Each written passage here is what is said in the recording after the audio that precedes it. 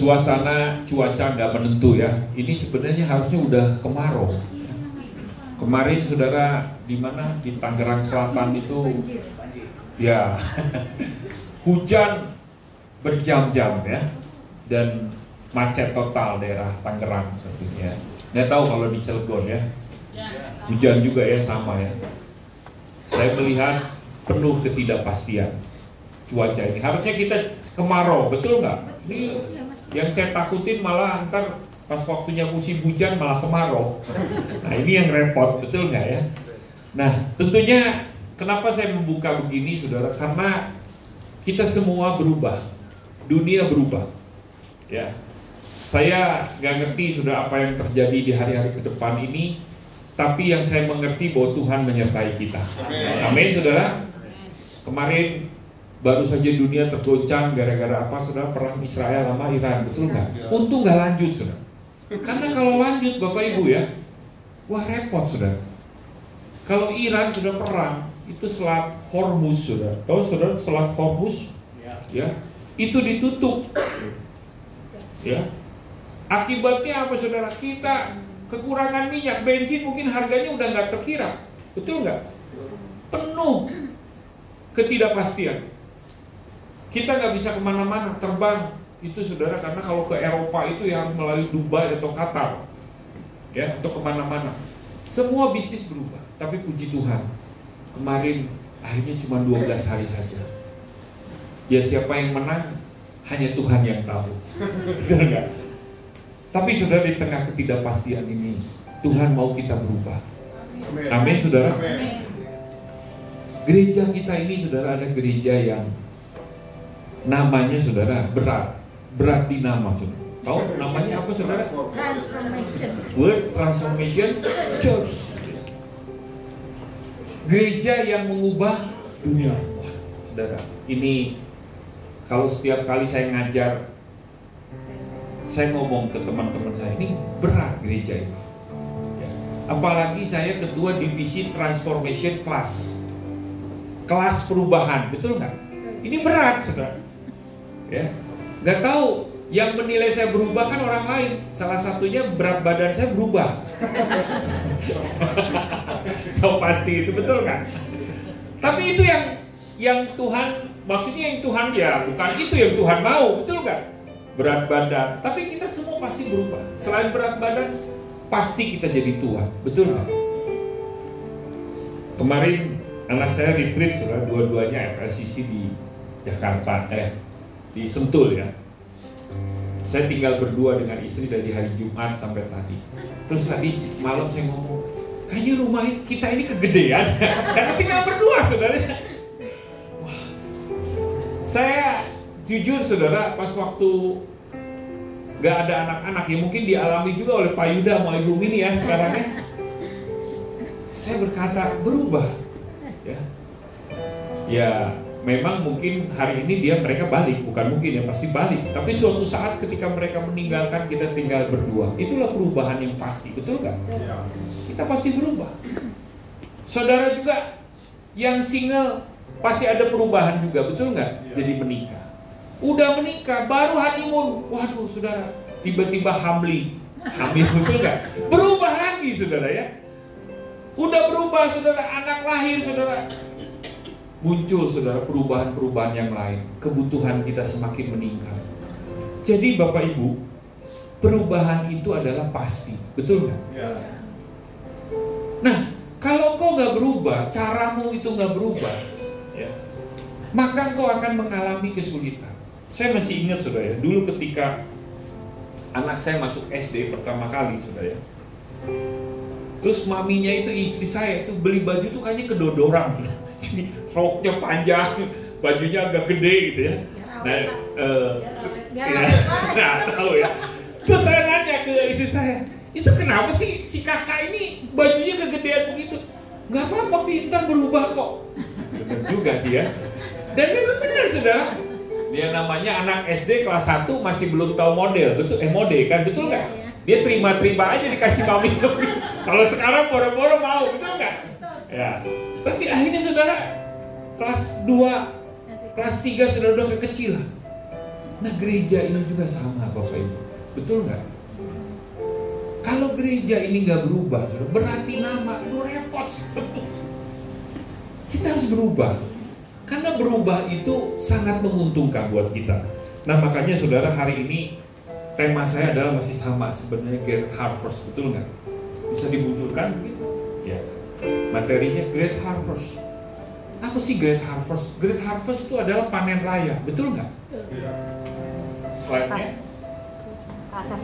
Oh ya udah muncul. Nggak muncul ini. Mencetnya dia. Ke belakang. Oh iya, The Great Harvest atau panen raya, betul nggak? Panen raya itu berita sukacita, betul nggak? Iya. Siapa sih yang nggak suka dengan panen? Iya. Betul nggak? Tapi kalau panennya kita nggak bisa menangani panen dengan baik, yang ada adalah bencana, yang ada adalah penyesalan. Saya melihat ya, beberapa petani panennya gagal. Kenapa? Karena tiba-tiba datang hujan, banjir, betul nggak? Yang kedua, saudara, tiba-tiba datang tikus, hama, pencuri. Atau tiba-tiba, saudara, ketika menjemur padinya, tiba-tiba muncul hujan besar. Jadi saudara, panen raya ini harus disingkapi. Bagaimana supaya kita semua bisa mengalami yang terbaik dari Tuhan? Ya itu yang tadi Pak Immanuel berkata, kita harus berubah. Karena bagi Tuhan itu saudara ya, mudah sekali memberkati kita. Yang menjadi masalah adalah sikap kita. Siap nggak ketika engkau mengalami panen raya, hidupmu berubah seperti Kristus? Yang jadi masalah, sering sekali kita ini berubah menjadi dunia. Betul nggak? Itu yang Tuhan tidak inginkan. Nah, kita mau belajar satu kebenaran firman Tuhan ya. Nah, di dalam Roma pasal mana? Sini ya? Oh, sini. Roma pasal. Oh ya, sebentar, ini udah nyala belum? Oh, belum ternyata.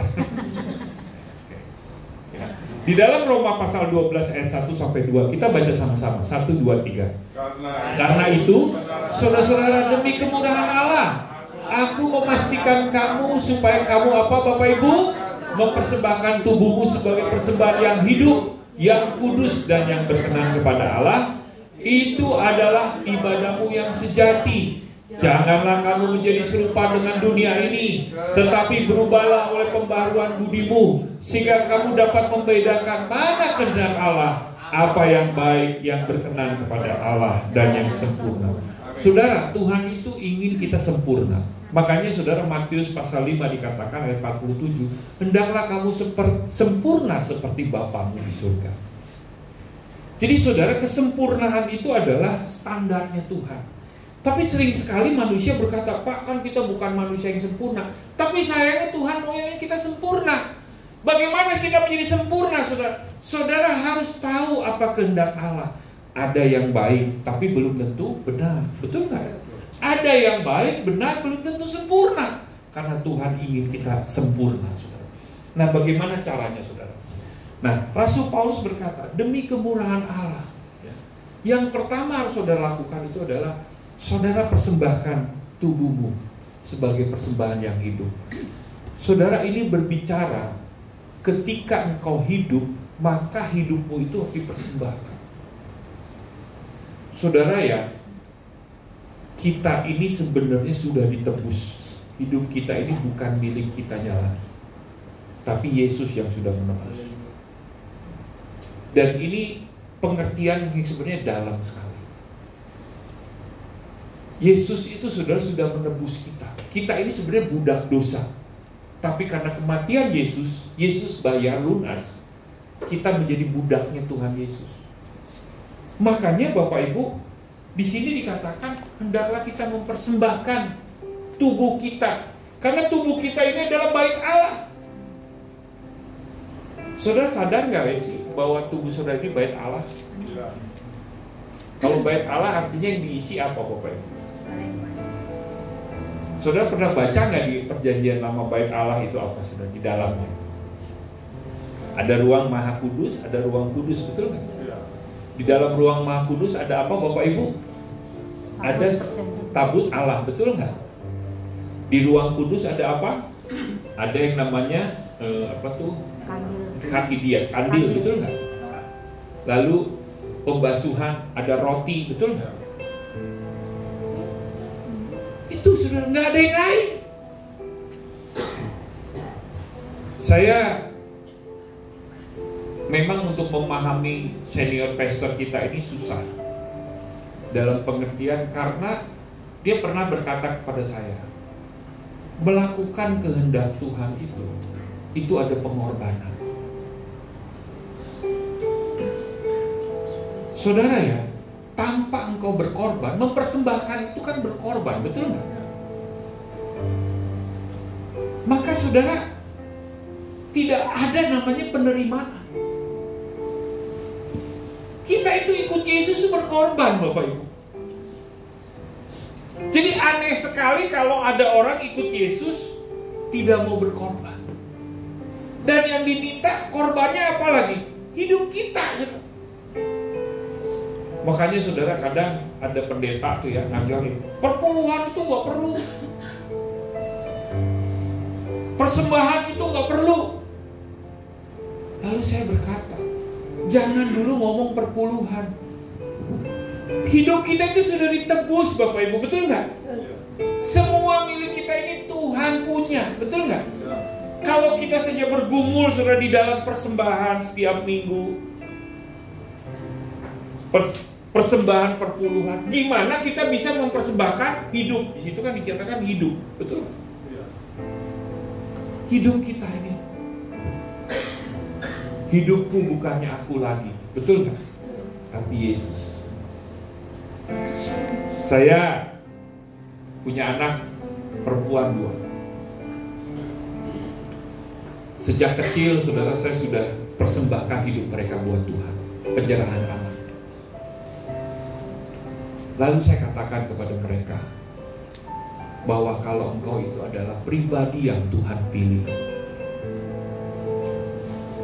Saudara, mengerti nggak saudara, ini adalah Tuhan pilih loh di Cilegon ini. Saudara, ini nggak kebetulan loh di gereja ini. Saya berkata ke anak saya, kamu tuh Tuhan pilih loh. Saudara, dipilih oleh Tuhan. Apapun latar belakangmu, Tuhan pilih. Karena engkau dipilih oleh Tuhan, maka engkau dikuduskan. Ada seorang jemaat, saudara, telepon ke saya. Dia dari latar belakang Buddha.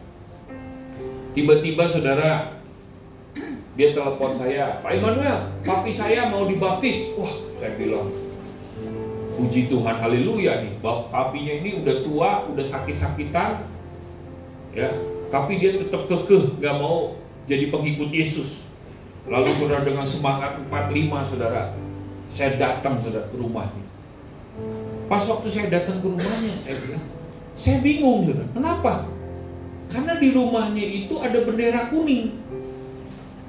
Terus saya bingung, saya ketok, ya ini kan pagi-pagi kan. Saya, oh silakan masuk Pak Immanuel. Papi saya mau dibaptis.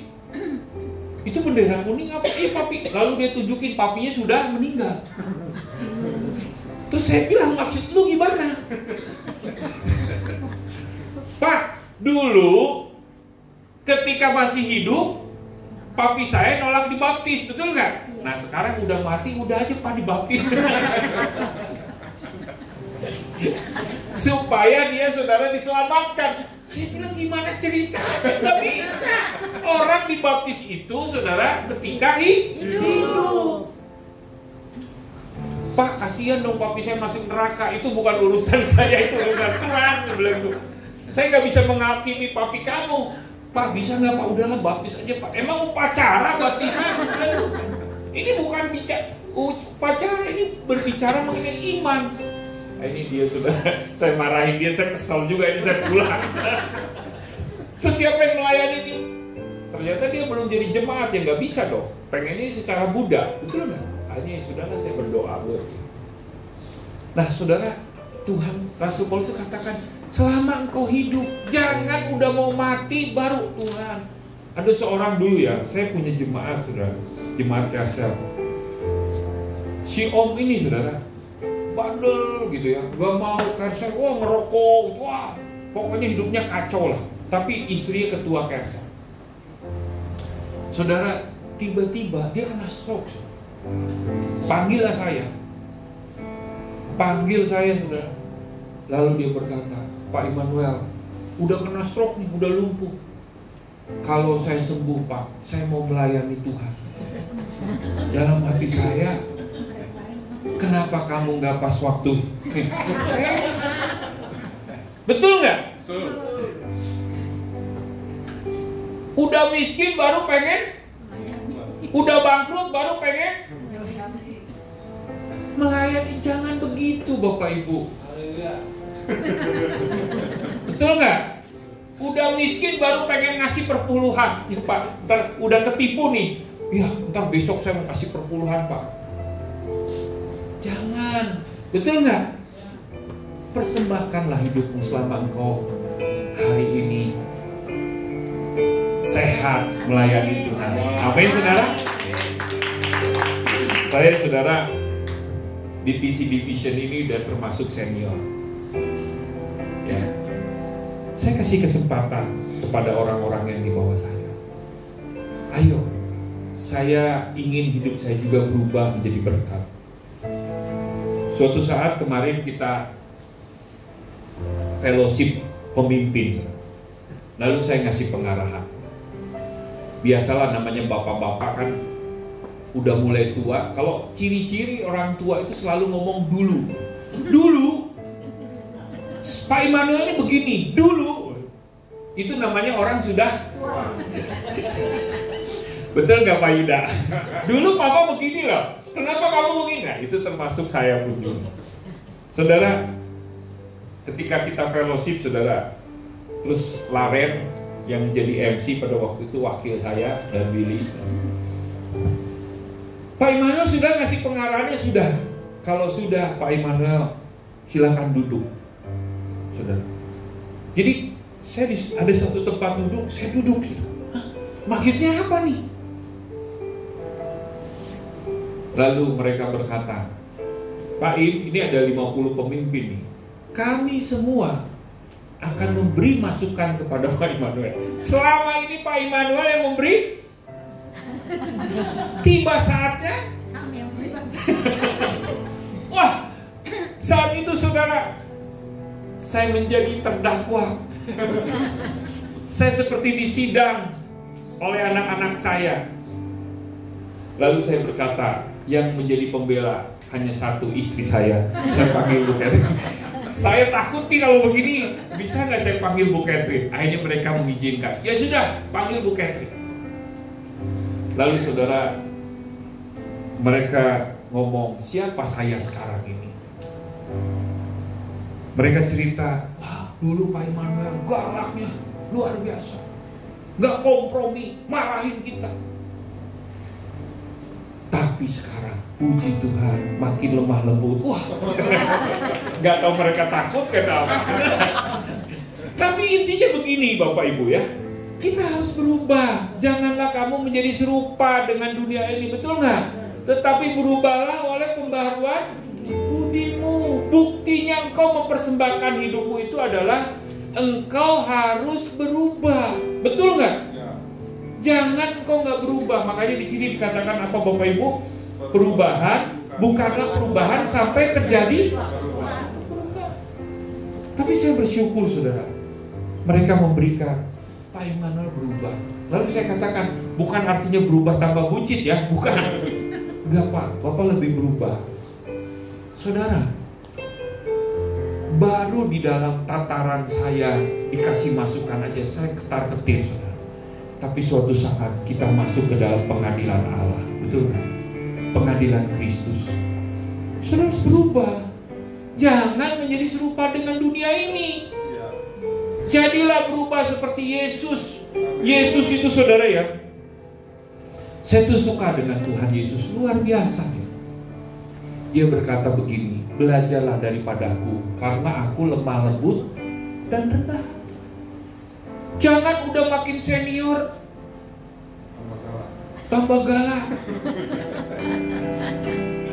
Pak Yuda makin tua, makin jadi. Bapak-bapak makin tua makin genit. Emak-emak makin tua makin dandannya makin menor. Gak usah. Jangan menjadi serupa dengan dunia ini, betul gak? Tapi berubah oleh pembaruan budimu. Yesus itu adalah pribadi yang sederhana ya. Dia hanya sekali naik keledai.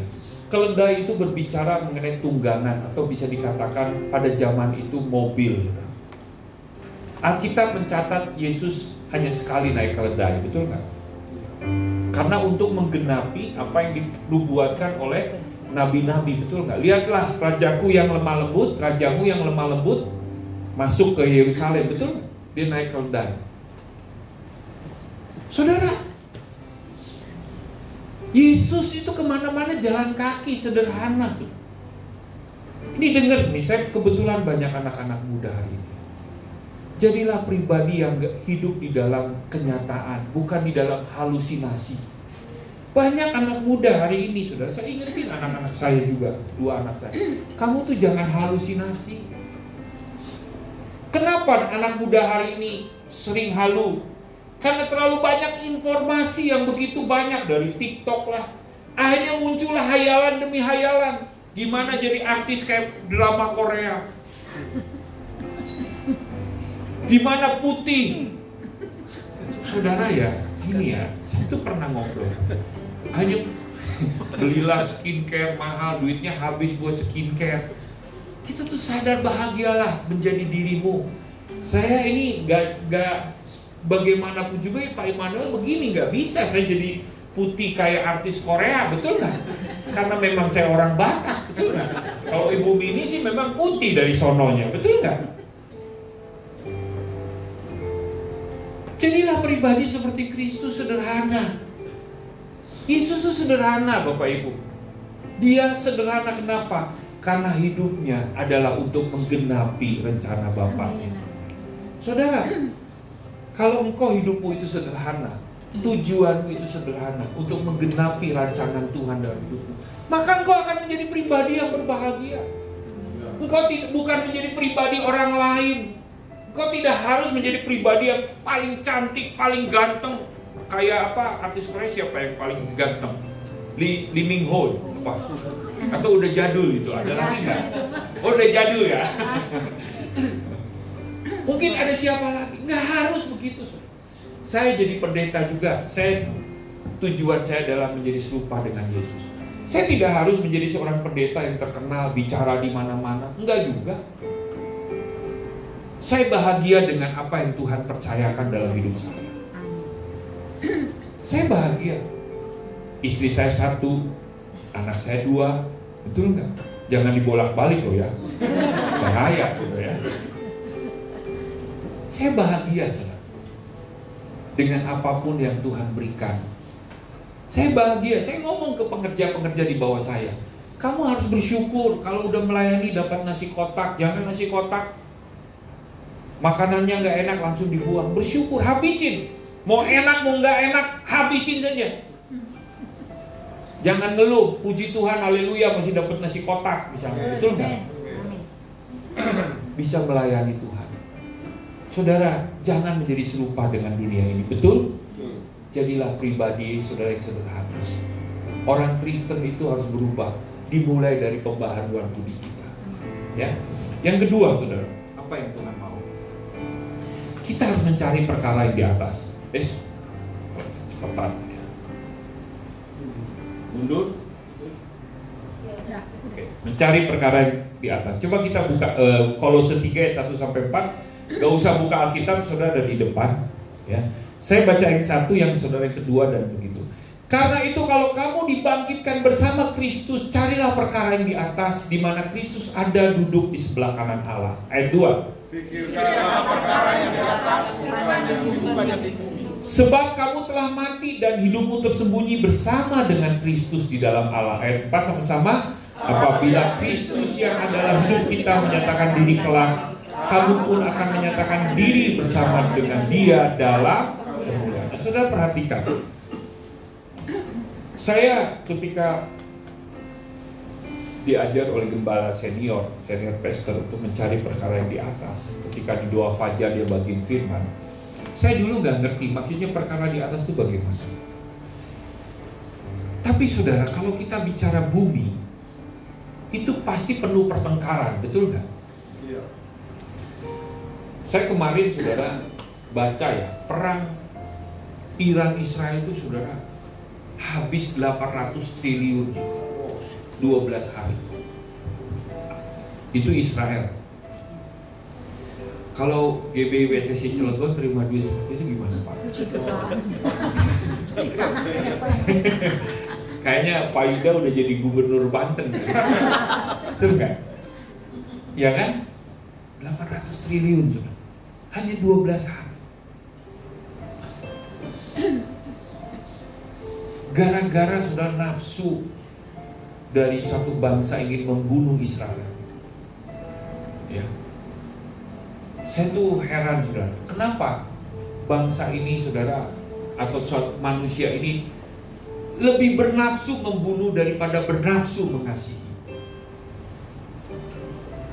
Kita ini saudara lebih bernafsu membenci daripada bernafsu mengasihi. Saudara, mudah mana? Berkeinginan membenci atau berkeinginan mengasihi? Ya teorinya. Betul nggak? Tapi kadang kita ini saudaranya gampang tersinggung. Betul nggak? Makanya saudara Rasul Paulus berkata, ya, pikirkanlah perkara yang di atas, bukan yang di bumi. Atau ayat pertama, carilah perkara di atas di mana Kristus ada duduk di sebelah kanan Allah. Saudara ya, di Alkitab suci dari Kejadian sampai Wahyu, Tuhan Yesus gak pernah berantem dengan Bapa di sorga. Maka berantemlah Bapa di sorga dan Tuhan Yesus, sehingga dunia kacau. Nah gitu, betul. Ketritunggalan mereka itu adalah kasih. Di Alkitab ada Paulus dan Barnabas yang berselisih pendapat. Tapi Paulus terakhir saudara, dia di dalam satu suratnya berkata, kalau dulu dia begitu saudara, gak suka dengan Yohanes Markus, tapi justru saudara, di dalam satu suratnya dia berkata, panggillah Markus. Makanya ada Injil Markus, betul gak? Karena dulu Markus itu orangnya memang agak ini juga, kalau baca kisah sejarah ya, agak nyeleneh juga. Tapi dari 4 Injil saudara, Injil yang paling pertama ditulis itu Injil Markus, ya. Keponakannya Barnabas, ditulis oleh Markus.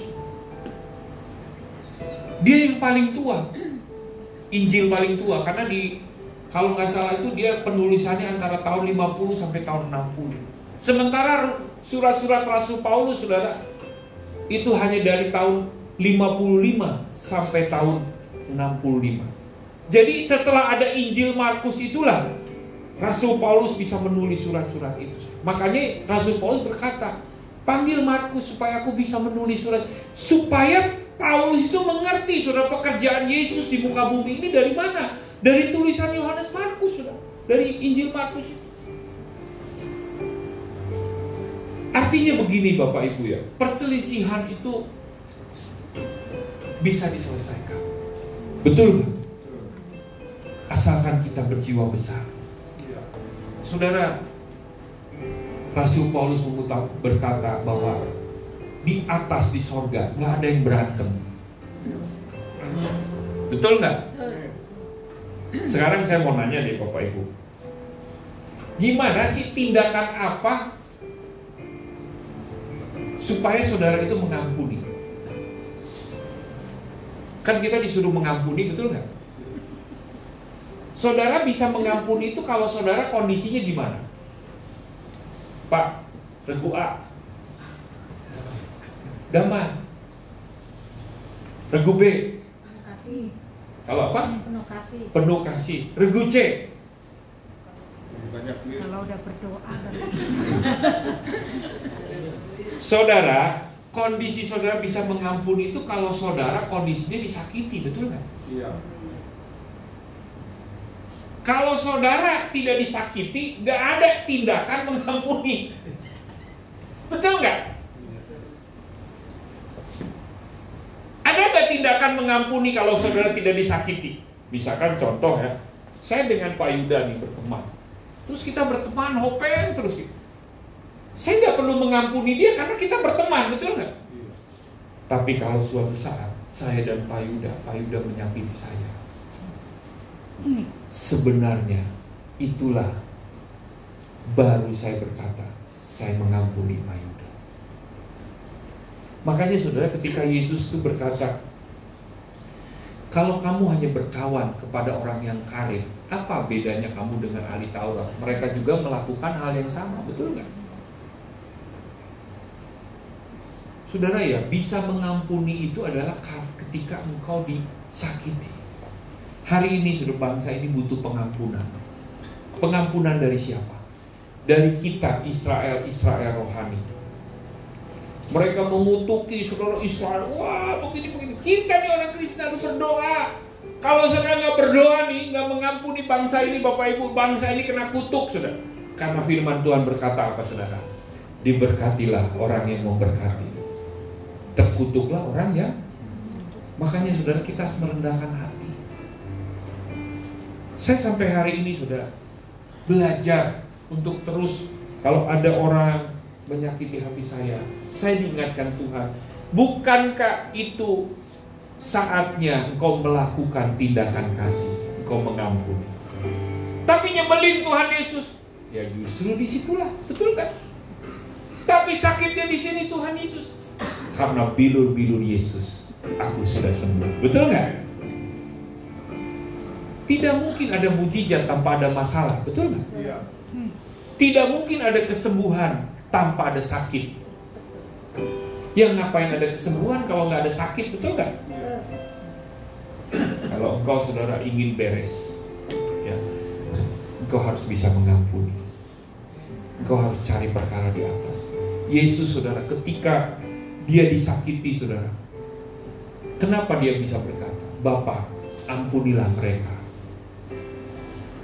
karena mereka tidak tahu apa yang mereka perbuat. Karena Yesus lihat di atas. Di sorga gak ada yang saling menyakiti, betul gak? Iya. Di sorga tidak ada yang saling mengejek, saling menjelekkan sesama orang jelek. Udah gak usah saling, saya juga jelek kok. Iya kan? Kita ini kan sebenarnya jelek, sudah betul gak? Yang tahu jeleknya kita kan hanya Tuhan dan diri kita. Iya kan? Kadang ditanya ke suami atau istri pasangan kita, misalkan Buket, saya nanya ke Buket, Mami, papi ini ganteng gak? Ya pasti istri saya jawabnya ganteng, karena kalau nggak ganteng bisa berantem. Bisa juga begitu kan? Atau dengan kata lain ingin menyenangkan pasangan, betul nggak? Saudara, sadarilah bahwa diri kita ini sebenarnya jelek karena kasih karunia, betul nggak? Engkau diselamatkan, engkau dipulihkan hidup. Karena saudara saya memposisikan seperti itu, saya ketika ada orang saudara yang tidak maksimal dalam hidupnya, saya datang tidak dalam menghakimi orang itu. Ya. Karena begini Bapak Ibu ya, kita itu saudara ya, akan masuk ke dalam satu jebakan maut ketika kita sungguh-sungguh melayani, yaitu penghakiman. Itu hati-hati Bapak Ibu. Apalagi nih pendoa-pendoa nih, hati-hati nih. Karena sudah saking dekat dengan sorga, jadi suka lupa masih ada di bumi sudah. Itu kelemahan pendoa itu begitu Bapak Ibu ya. Dia udah terlalu saking dengar suara Tuhan, dengar suara manusia dia udah bisa dengar saudara ya. Ada pendoa di sini? Siapa angkat tangan yang jadi pendoa? Wah ini kan udah lulus sekolah doa kan? Ya. Pendoa-pendoa dengar. Memang engkau diberi kasih karunia Tuhan untuk mendengar suara Tuhan. Tapi jangan juga engkau tidak bisa mendengar suara manusia. Gawat itu, betul gak? Ya.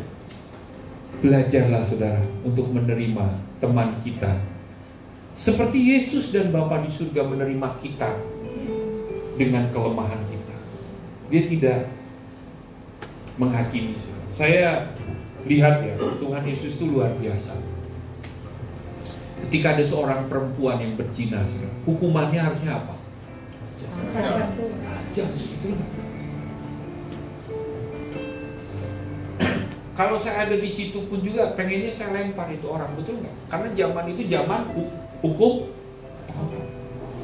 Saya pernah ya dulu ya, ketika saya dulu kos di Cempaka Putih, tiba-tiba ada maling masuk rumah saya, masuk kosan saya.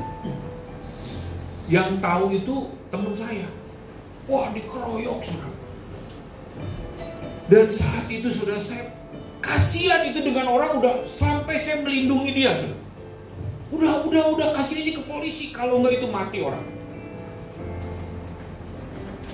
Saya bilang kenapa ini dia belum maling kok, saya bilang cuma baru masuk, udah Pak kasih aja polisi. Akhirnya teman kos saya marahin, kamu kenapa sih harusnya dibuat mati supaya kapok? Dalam kamu gak boleh begitu. Saudara ya, saya di TC Division, saya ngomong ke para pengerja, kamu harus tahu firman Tuhan berkata di dalam Lukas pasal 14, rumah Tuhan harus penuh. Kan itu ada orang yang diundang, betul nggak? Orang yang punya, yang baru nikah, orang yang apa? Orang yang baru nikah, yang baru punya lembu, punya properti gitu ya, diundang pada nggak mau, betul nggak? Akhirnya Tuhan itu marah, betul nggak?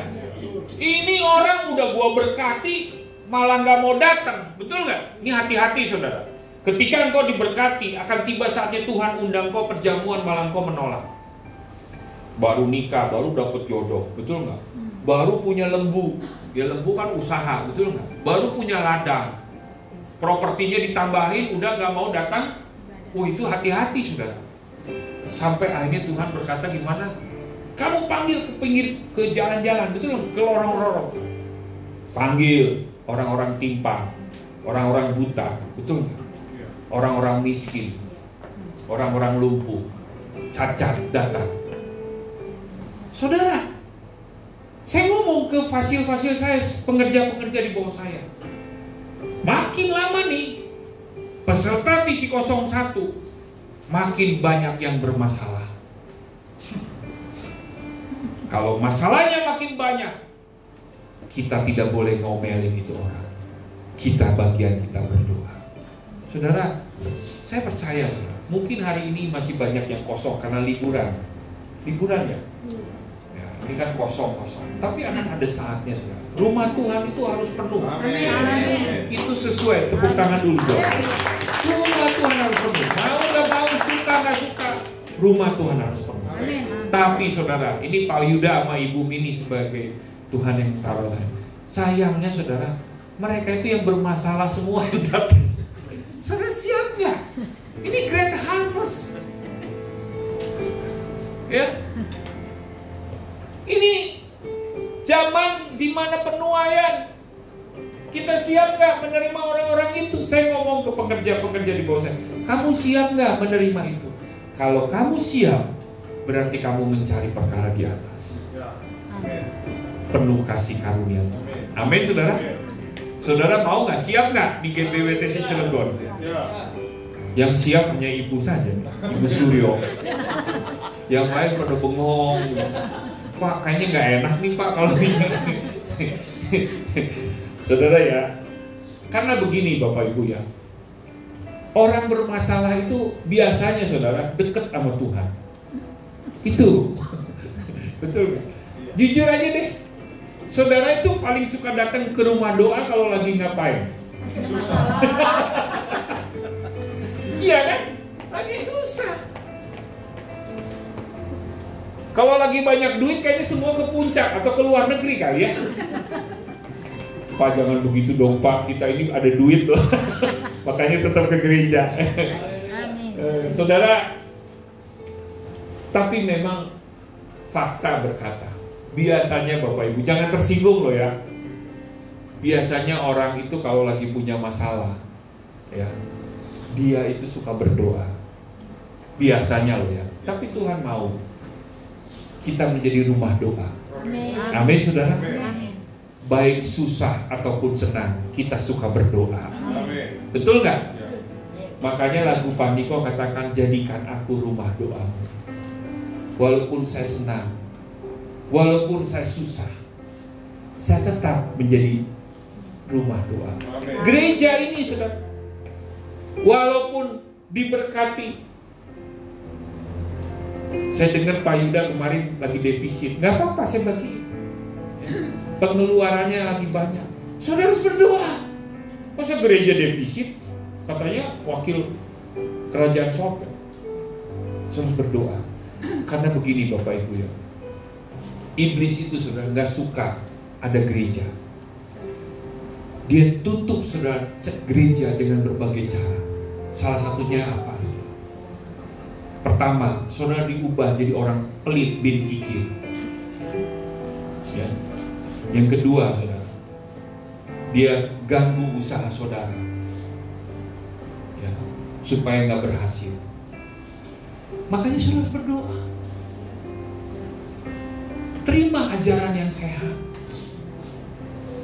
Saya, saudara, setiap kali saya menara doa, saya berdoa untuk para pengerja. Tuhan berikan kepada mereka pribadi yang murah hati, seperti Engkau yang murah hati. Itu saya doakan. Yang kedua, saudara, saya berdoa kepada mereka supaya pekerjaan mereka dibuat berhasil. Amin, saudara. Makanya saudara, Bapak Ibu ya, ayo di musim seperti ini kita menabur untuk panen raya. Amin, Bapak Ibu. Yang amin hanya Pak Suryo aja, Bapak Benar. Amin. Saudara mau nggak diberkati? Saudara, nggak mungkin ada panen kalau nggak ada taburan, betul nggak? Kalau ada panen nggak ada taburan, itu artinya saudara mencuri kebun sebelah, sawah sebelah. Iya kan? Pak, saya panen tapi saya nggak menabur. Ya kamu pencuri. Nggak pernah nabur kalau panen. Betul nggak? Hati-hati saudara dengan istilah begitu. Wah, panen nih, puji Tuhan, panen. Saya nggak perlu menabur tetap panen. Ya kamu pencuri. Kita bukan pencuri. Amin. Kita lanjutkan yang terakhir. Yang terakhir biasanya suka semangat, ya, karena kan mau selesai khotbahnya. Yang terakhir apa, Bapak Ibu? Damai sejahtera. Saudara ya, kita buka di dalam Kolose 3 ayat jangan, ntar kelamaan, waktunya tinggal 10 menit lagi. Kolose 3 ayat 14, 13 dan 14 ya.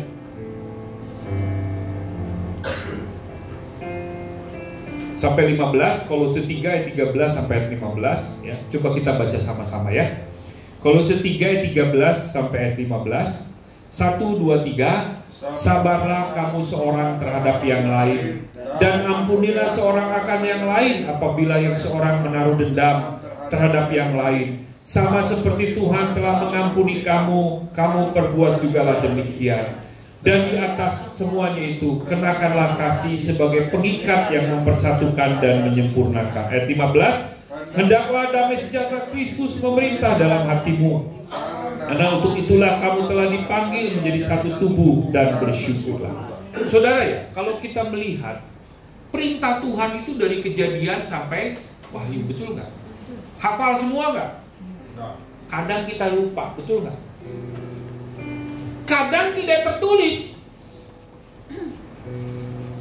Contoh, anak Tuhan boleh merokok atau enggak? Tertulis di mana? SPBU. Hanya SPBU doang. Nggak tertulis, betul nggak? Saya mau tanya, anak Tuhan boleh tato nggak? Kata siapa? Waduh, ini kan jadi perdebatan, betul nggak? Kedinginan ya Ibu Gembala. Aduh.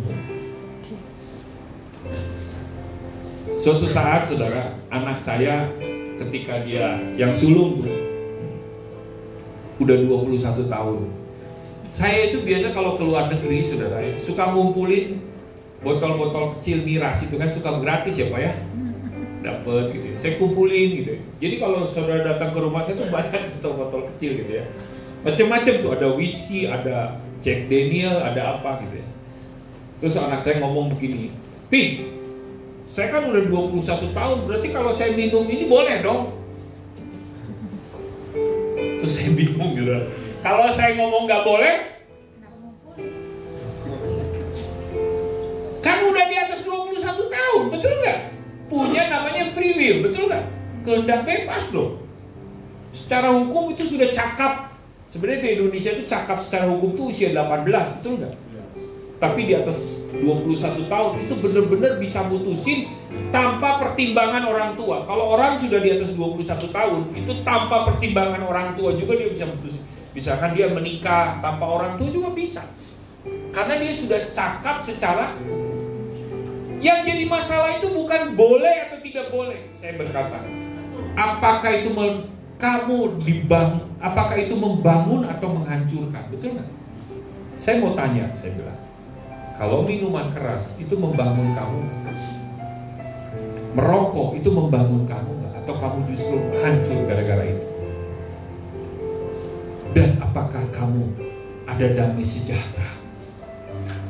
Saudara, tindakan kita ke depan itu pasti akan ada pilihan, betul nggak? Apakah ini sesuai kehendak Tuhan atau bukan?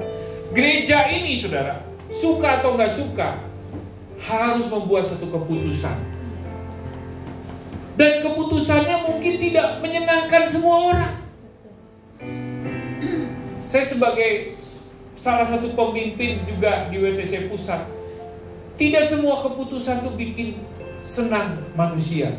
Tapi saya punya gembala, dia berkata, yang penting Tuhan senang. Gereja ini Bapak Ibu ya, dengar, saya kasih tahu, dengar, harus dipimpin oleh damai sejahtera. Amin. Segala sesuatu yang bukan mendatangkan damai sejahtera harus disingkirkan, karena itu kanker, saudara. Ya.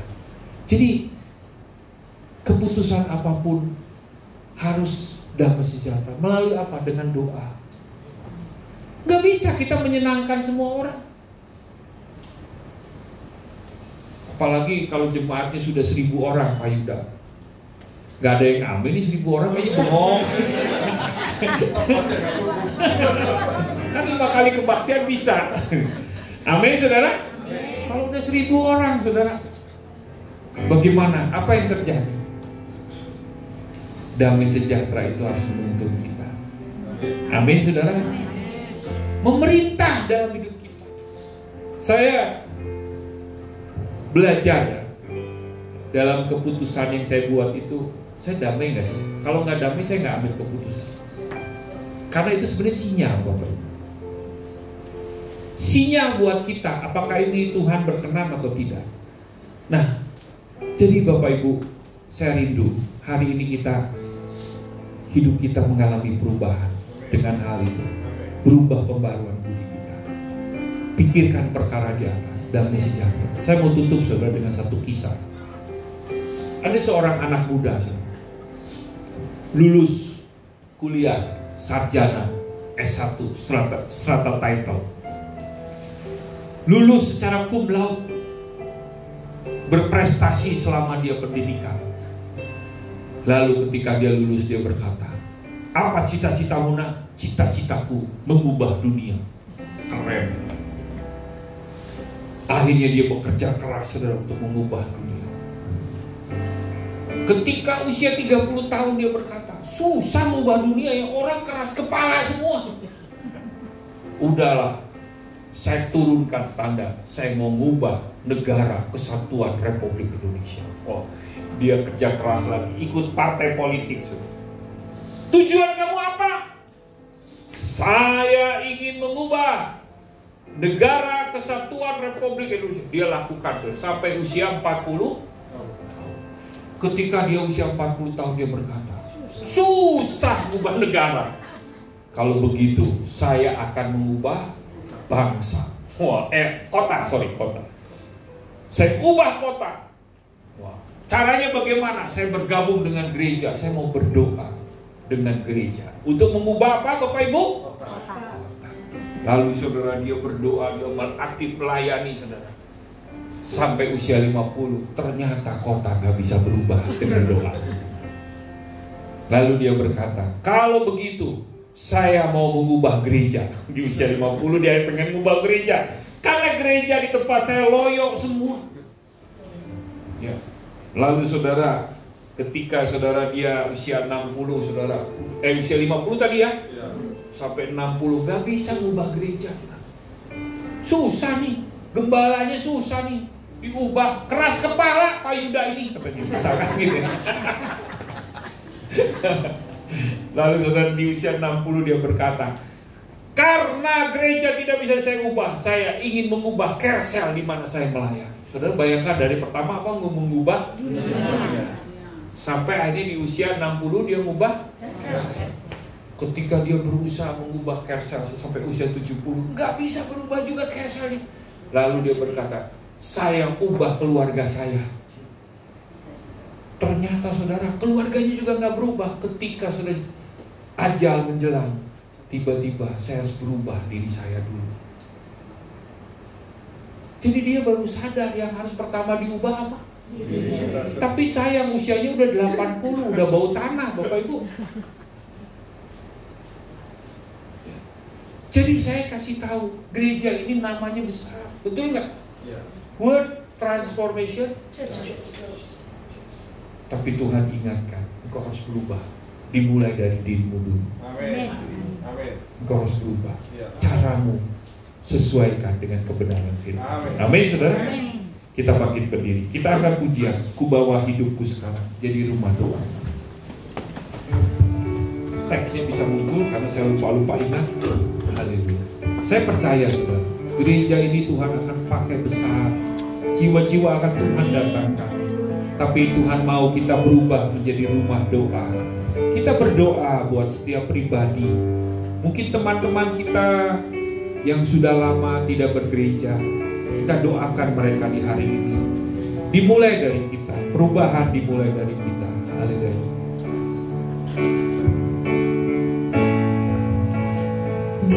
Wah, hidupku sekarang ke tempat kudus-Mu, Tuhan. Di mezbah-Mu serahkan seluruh hidupku.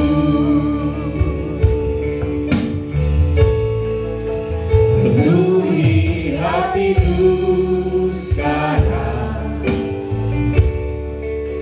dengan urapan yang baru, agar aku lagi mendengar suara. Katakan jadikan aku Tuhan, rumah doamu, agar semua suku bangsa datang menyembah-Mu. Jadikan aku Tuhan, rumah doamu, agar semua suku bangsa datang menyembah. Sekali lagi katakan, jadikan aku Tuhan. Jadikan aku Tuhan, rumah doamu, agar semua suku bangsa datang menyembah-Mu. Jadikan aku Tuhan, rumah doamu, agar semua suku bangsa datang menyembah-Mu. Angkat tangan di hadapan Tuhan. Biarlah Engkau hari ini berkata-kata di hadapan Tuhan. Aku mau hidupku berubah. Aku mau Tuhan ada damai sejahtera yang berlimpah-limpah dalam hidup. Aku mau Tuhan pribadiku menjadi serupa seperti-Mu Tuhan, yang mudah untuk mengampuni, yang mudah Tuhan memberi bagi pekerjaan. Minta hidupku supaya Engkau tidak menjadi serupa dengan dunia ini. Tuhan, Kau lihat setiap tangan-tangan yang terangkat pagi hari ini Tuhan. Kau tahu siapa kami Tuhan. Tapi kami percaya dengan firman-Mu bahwa kami adalah bait-Mu Tuhan.